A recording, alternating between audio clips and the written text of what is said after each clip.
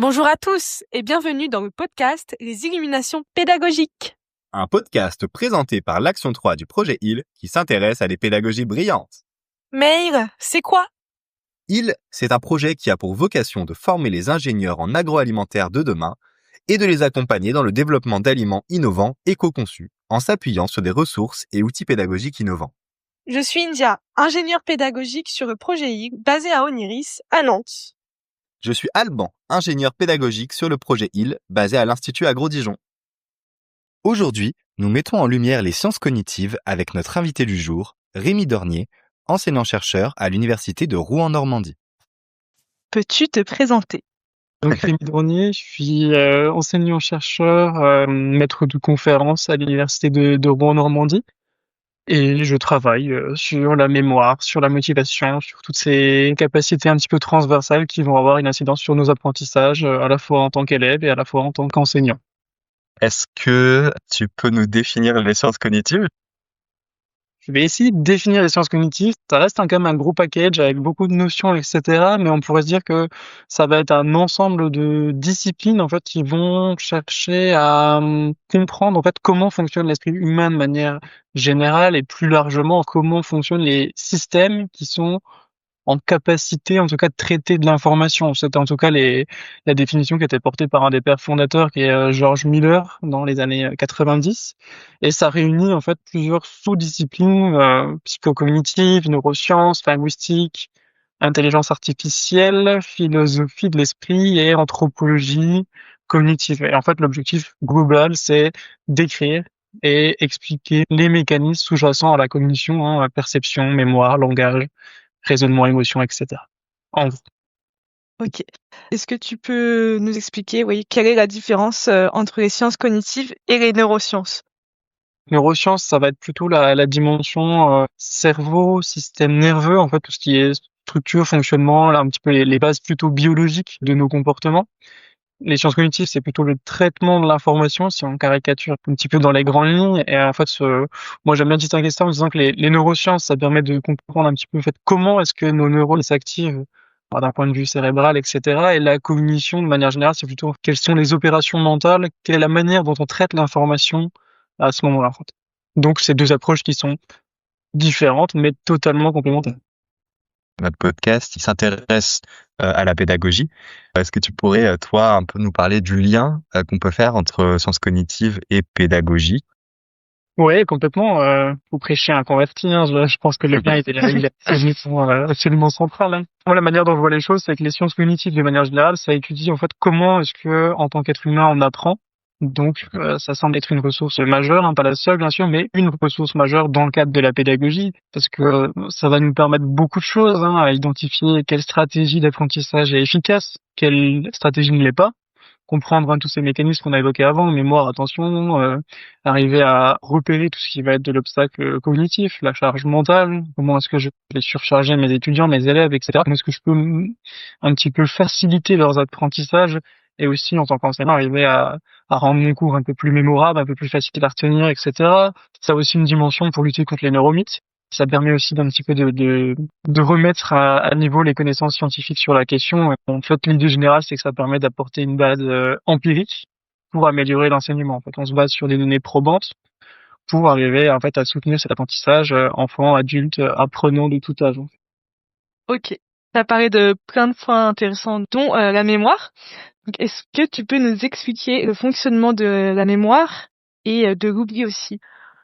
Eh ben, on peut peut-être se prendre 3-4 heures pour parler de ça. Mais la mémoire, parce que ce n'est pas. C'est pas un film qu'on va stocker comme tel, etc. On forme des souvenirs, on a une représentation du monde qui va fluctuer, etc. Et par exemple, un souvenir, c'est une capture à un moment donné. Et en fait, on se rend compte que plus on va aller chercher ce souvenir en mémoire, plus il va être modifié. Tu as parlé aussi de l'oubli, qui est une fonction qui est absolument centrale au niveau de la mémoire, au niveau des apprentissages. Déjà, c'est une fonction qui est normale. Il faut pas s'inquiéter quand on oublie des choses. Sauf si ça devient pathologique, bien sûr, mais ça reste une fonction normale. Heureusement qu'on oublie des choses, sinon on ne pourrait pas avoir toute l'information qui nous entoure tous les jours, auditive, visuelle, etc. Et voilà, on parle de personnes qui sont hyper amnésiques, qui n'arrivent pas à oublier. C'est presque plus compliqué au final que d'avoir quelques oublis de temps en temps. Et au niveau de la mémoire, je pense que ce qui est important aussi, c'est de se dire déjà qu'on n'a pas une mémoire. On entend souvent les gens dire, j'ai pas une bonne mémoire. En fait, on a plusieurs sous-formes, plusieurs composantes de la mémoire qui permettent d'aller voir des dimensions un petit peu externes. Je pense qu'on va pas les distinguer forcément toutes aujourd'hui, mais cette mémoire de travail qui nous permet de stocker l'information sur un temps, par exemple, je vous donne un numéro de téléphone, vous allez le retenir pendant un temps donné, et s'il n'y a pas une réactivation, s'il n'y a pas un besoin de garder cette information en mémoire, ça va disparaître. Alors que, à l'inverse, on va avoir des mémoires qui sont plus les mémoires à long terme, qui permettent de garder l'information sur un temps très très long, voire pratiquement infini, si c'est bien codé. Ce qui me permet de faire le lien avec le dernier truc, c'est que ce qui est important, c'est le processus de mémorisation. Il faut distinguer plusieurs étapes. Une première étape qui est l'encodage, où on crée une trace mnésique, le stockage, pour permettre de stabiliser, d'avoir un petit peu cette banque de données de nos informations, et la capacité de récupération, être en capacité d'aller rechercher cette information dans notre mémoire, sinon ça a effectivement peu d'intérêt. Est-ce que tu peux peut-être redéfinir ce qu'est le mot mnésique? Alors, le mot mnésique, pas évident. Capacité mnésique, c'est des capacités de mémoire, en fait, un petit peu, on va souvent évaluer, par exemple, en mémoire de travail, la capacité d'emprunt. Ça va être la capacité mnésique que tu as de garder un nombre d'informations dans ta mémoire. Par exemple, ça a été longtemps évoqué comme le chiffre magique de 7, plus ou Oui, moins. oui. Si je te donne 10 informations, il y a de grandes chances que tu en retiennes 7 plus ou moins 2, de base, sur les premiers travaux des années 1900. OK. Mais du coup, il y a pas de chiffre magique, ça dépend C'est plus de chaque individu, hein. C'est ça. Ouais. On va dire que c'est un peu plus compliqué. Ouais, c'est Plus ou moins de, ça dépend en fait de l'information que tu cherches à retenir, parce qu'après il y a des phénomènes de chunking où tu vas faire du chunking en fait entre plusieurs informations. Au lieu de retenir 911, tu vas retenir 911, qui est par exemple le Ah, système au niveau des États-Unis. Et en fait, c'est tout ça qui va te permettre de retenir les informations sous forme de petits groupes d'informations, ce qui va faciliter ta mémoire et tu pourras en retenir plus. Mais par contre, si je te donne 10 valeurs totalement aberrantes, ça va être très compliqué et là, tu vas être obligé d'aller chercher un même. ouais. OK. Ok. Alors pour revenir un peu plus sur le côté pédagogie, éducation, enfin revenir un peu plus sur l'apprentissage, est-ce qu'on peut apprendre sans comprendre? C'est un vaste débat. Ouais. J'ai envie de dire oui. On peut apprendre sans comprendre, c'est possible, mais on va pas le faire de la meilleure des manières. Il faut bien considérer qu'on a une différence entre apprendre, comprendre et mémoriser, qui est souvent un triptyque qui est mélangé, mais au final, c'est des étapes qui sont un petit peu différentes. Par exemple, on peut mémoriser en fait par cœur les éléments. On a tous fait ça pour certains cours qui nous intéressaient plus ou moins, apprendre par cœur, par cœur, par cœur. On passe le partiel et 3 jours après, j'ai plus aucun souvenir. En fait, on a appris, mais on n'a rien on n'a pas compris en tout cas. Donc c'est possible. Donc vraiment ces connaissances qui vont être apprises sans être comprises, elles sont plutôt fragiles, elles vont être difficiles à réutiliser sur le moyen et long terme, et il va y avoir des grosses difficultés en fait à transférer cette information. Alors que toute la dimension compréhension permet en fait de faire du lien entre les éléments qui sont déjà en mémoire, les nouveaux éléments qui arrivent en mémoire pour faciliter au niveau du traitement cérébral. Est-ce que tu peux nous expliquer ce qu'est un neuromythe? Très grande zone d'intérêt qui sont vraiment vachement pertinents à discuter encore autant avec qu'avec des enseignants. Mais un neuromythe, c'est une croyance qui est erronée sur le cerveau, les apprentissages, tout ce qui est autour de la dimension pédagogique. C'est souvent issu de mauvaises interprétations scientifiques, en tout cas, ou alors sursimplification de résultats scientifiques. Moi, ce que j'aime bien dire aussi à mes étudiants de manière générale dans les conférences, c'est que les neuromythes, ils reposent aussi parfois sur des datas qui sont trop anciennes. La science, il faut quand même garder à l'esprit que c'est quelque chose qui évolue. Il y a une information, une hypothèse qui est validée à un temps T, et après, il y a une progression, et il faut aussi arriver à se remettre à jour. Par exemple, pendant le Moyen-Âge, on était persuadé que la Terre était ronde. Et au fur et à mesure, on s'est rendu compte que c'était pas le cas. Je suis désolé pour les piatistes qui vous écoutent peut-être, mais en tout cas, voilà. Il faut faire Tu veux dire que la Terre était plate? Que la Terre était plate, pardon, oui, je vais dire. Ouais. Pardon, oui, que la Terre est ronde, mais qu'on a plus conscience que la Terre était plate. Et voilà, c'est le problème, c'est que ces neuromythes, ils persistent parce que ils sont intuitifs, ils sont un peu séduisants, et parfois ils sont un petit peu enrobés de les scientifiques disent, etc., ce qui en fait des éléments très prégnants pour le grand public et pour les chercheurs, les pédagogues de manière générale. Est-ce que tu as des exemples? Est-ce qu'il y a des neuromythes qui persistent aujourd'hui? Quels sont les plus gros neuromythes auxquels on a affaire par rapport aux sciences cognitives aujourd'hui? Je dirais qu'actuellement, en tout cas, pour faire de la formation, pour discuter, c'est des données scientifiques qui utilisent dans les dernières méta-analyses, etc. Mais un des plus prégnants, ça reste le fait qu'on utilise 10% de notre cerveau, qui a été, comment dire, commercialisé avec des films, avec des livres, etc. On a tous entendu parler de ça, c'est un petit peu ce mythe-là. On a aussi celui des styles d'apprentissage, comme quoi certains apprenants apprendraient de manière préférentielle dans une modalité, qu'elle soit visuelle, auditive, kinesthésique, etc. Il y a aussi un peu des questions de genre, comme quoi les garçons et les filles apprendraient différemment, ou alors aussi la dominance hémisphérique, comme quoi certaines personnes c'est plutôt cerveau gauche, toi t'es fait pour les maths, t'es logique, etc. Et d'autres plutôt cerveau droit, t'es créatif, t'es intuitif, etc. Ce qui, je précise encore une fois, est totalement faux dessus. Mais c'est peut-être les plus prégnants encore, qu'on entend encore Ouais. énormément, je dirais. Et donc, par exemple, pour le premier où tu dis ce n'est pas que 10% de notre cerveau, quelle est la bonne réponse? C'est qu'on a un cerveau, un organe qui est formidable, et en fait on utilise 100% de notre cerveau. Même quand on dort, en fait, la nuit, notre cerveau, il est actif, il est obligé d'encoder de nouvelles informations, etc. Donc, c'est plutôt une mauvaise compréhension des travaux des années pareilles, 1900, où on se focalisait sur des zones cérébrales pour voir si elles étaient activées ou pas. Donc, on avait de la couleur, et tout le reste autour était gris. Donc, les gens en sont arrivés un petit peu à la conclusion on n'utilise que cette partie-là quand on réfléchit. Et je vous rassure, si on utilisait 10% du cerveau, on ne serait pas en capacité de se lever, pas en capacité de discuter comme ça, etc. Donc, Hum. 100% du cerveau. Ok. Et puis aussi, c'est sur les neuromythes, un que j'ai beaucoup moi entendu, c'est sur les modèles d'apprentissage visuel, auditif. Oui, c'est ce que tu disais. Ouais. Ouais, ça, je l'ai beaucoup entendu et c'est un neuromythe qui est encore, j'ai l'impression qu'il est encore assez présent. C'est ça. Et oui, quel que soit le niveau, pour avoir fait des formations, des interventions sur ça, oui, il est encore bien présent et il est assez résistant aussi. C'est difficile d'arriver à expliquer aux gens qu'on peut avoir des sensibilités dans une modalité qu'une autre, mais c'est pas pour autant qu'on doit avoir une adaptation du matériel pédagogique ou une adaptation des enseignants à ce profil-là. En fait, on est des êtres multimodaux. On apprend par le biais de l'auditif, du kinesthésique et du visuel. C'est ça qui permet de renforcer les connexions cérébrales et d'avoir une information qui est beaucoup plus mémorable en mémoire. Donc c'est vraiment ça qui est important. Et effectivement, on l'entend correctement. Tu nous as aussi parlé de stratégie d'apprentissage, efficace ou non efficace. Est-ce que tu peux déjà nous définir ce qu'est une stratégie d'apprentissage? Je dirais que les stratégies d'apprentissage, dans un premier temps, c'est des stratégies qu'on va utiliser pour traiter de manière active les informations qu'on reçoit et arriver à construire des connaissances. Donc là, on est vraiment sur de la stratégie d'apprentissage globale. Et très souvent, en fait, on va aller plutôt sur des stratégies d'apprentissage qui sont liées à la mémoire, donc des stratégies de mémorisation ou mnémonique, comme on disait tout à l'heure, qui sont des méthodes qui sont utilisées par les apprenants pour encoder, organiser et récupérer l'information de manière beaucoup plus efficace. Ce qui nécessite d'avoir une dimension volontaire. Je mets en place une stratégie parce que je sais qu'elle fonctionne, parce que c'est la stratégie que je connais, etc. Pour accomplir un but. J'ai envie de retenir une information sur le long terme ou pas. Et ça nécessite aussi de prendre en considération que ça a un coût. Si je mets en place une stratégie, là on va rester dans l'idée que certaines stratégies demandent de faire plus d'efforts pour retenir l'information, mais le résultat est gagnant parce qu'on retient l'information de manière plus longue. Et après, peut-être qu'il y a aussi une dimension qui est intéressante, c'est la dimension qu'il y a des différents types de stratégies. Il y a des stratégies cognitives, plutôt métacognitives, planifier ses apprentissages, se tester, s'évaluer, etc. Il y a aussi une dimension un petit peu motivationnelle, arriver à se fixer des objectifs, à se remotiver face à une difficulté, face à un échec, à un partiel, etc., qui sont importants à prendre en considération.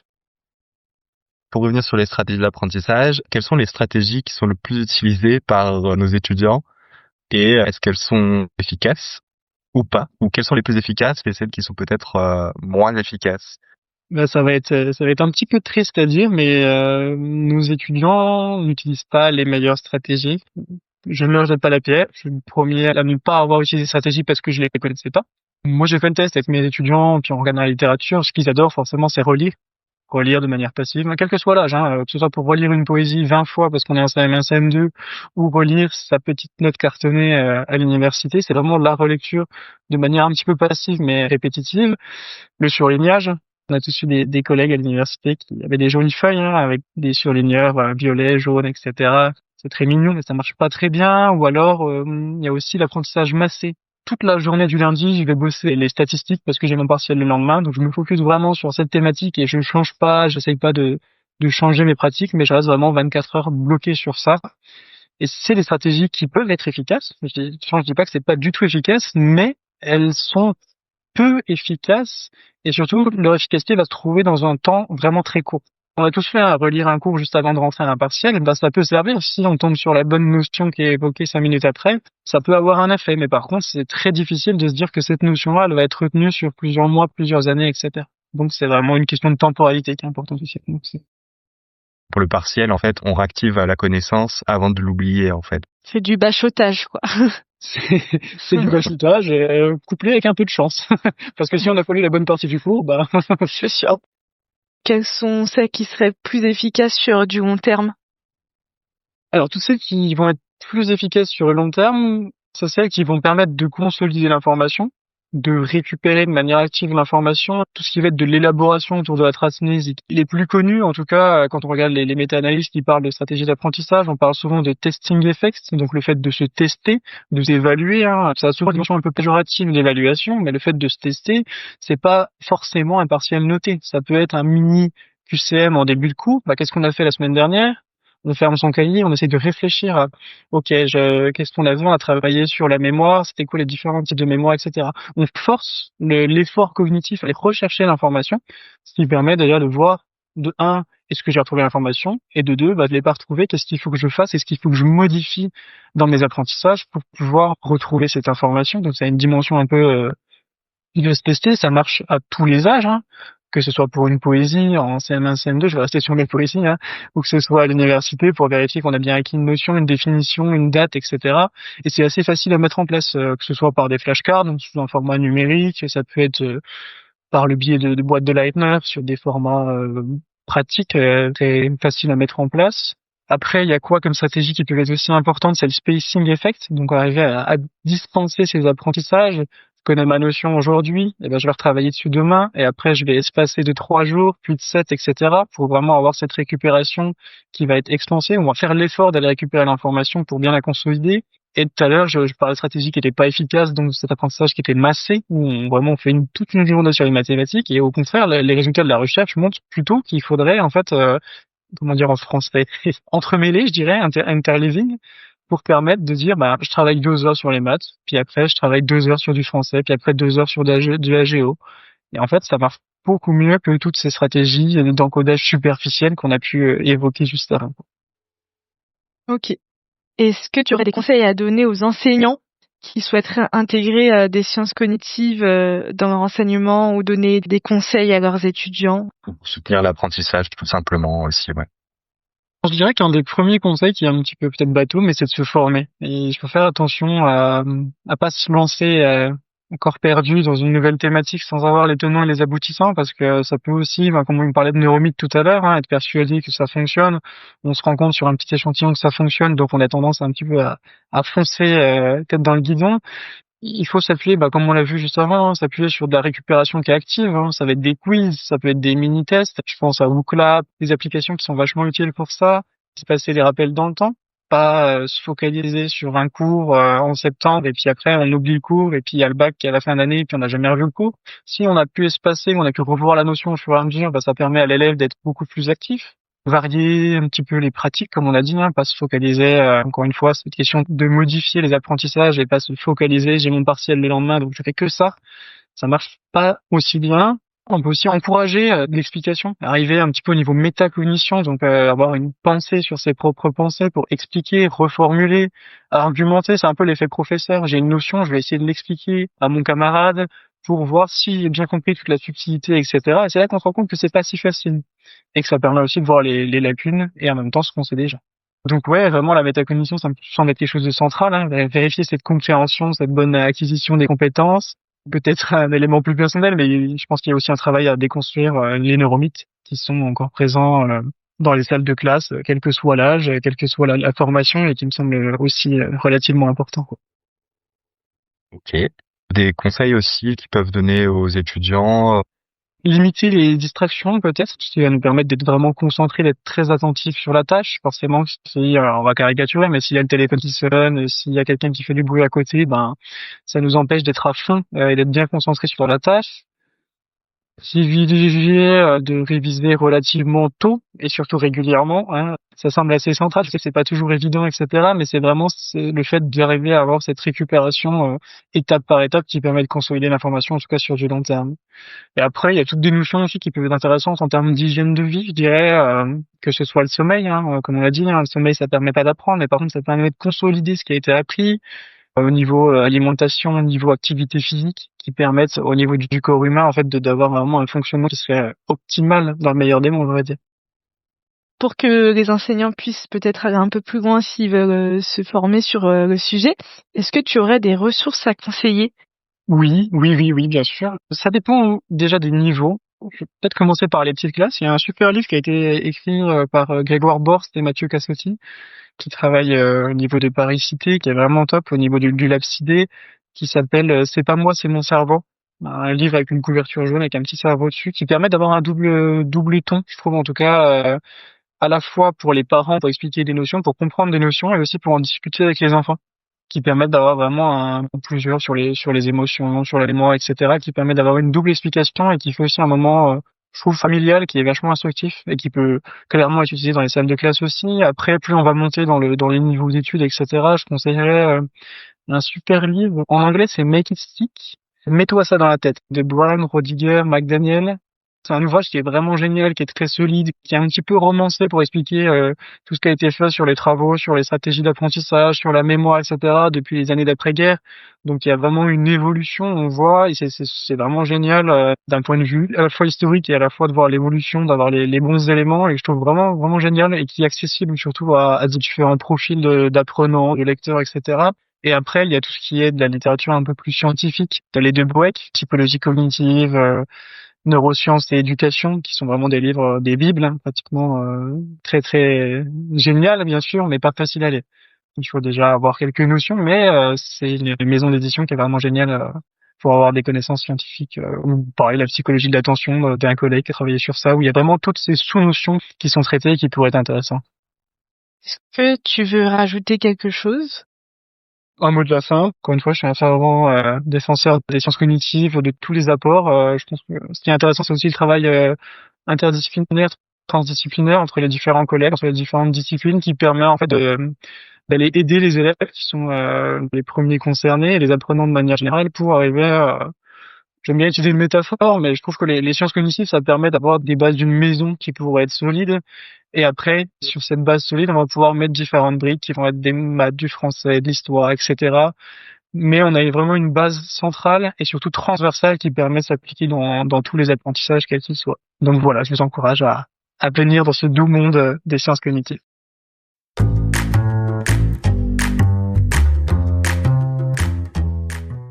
Nous remercions encore une fois notre invité du jour pour son éclairage et sa disponibilité. Pour en savoir plus sur le projet IG, n'hésitez pas à regarder notre page LinkedIn. À très bientôt pour plus d'illumination pédagogique.